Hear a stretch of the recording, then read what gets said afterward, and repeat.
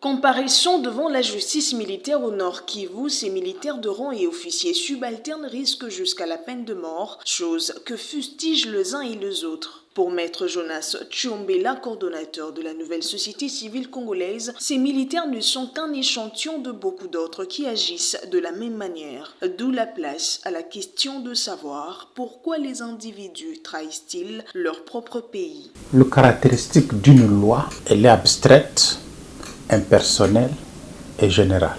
La loi ne vise pas une personnalité bien définie.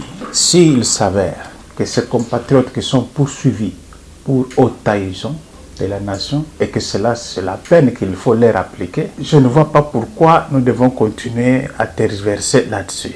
Le grand problème, c'est que dans cette histoire de peine, des éléments de nos forces qui sont au front, si ils sont arrivés et que la justice arrive à les démontrer qu'ils ont trahi, et que cette peine-là peut être appliquée, il faut aller loin avec la question. Il ne faut pas se limiter seulement à ces petits groupes qu'on a pu voir.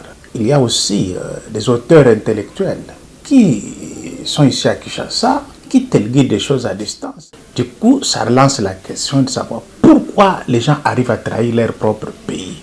Est-ce qu'il y a une démarche à faire pour qu'on arrive quand même à trouver la possibilité des Congolais de protéger les personnes, leurs biens ainsi que nos frontières? C'est toute la question là-bas. Maître Jonas Tchombela souhaite par ailleurs qu'un procès équitable soit garanti à ces hommes en tenue qui ont servi sous le drapeau. À ce stade, tout ce que nous pouvons prôner, c'est que le procès équitable leur soit garanti.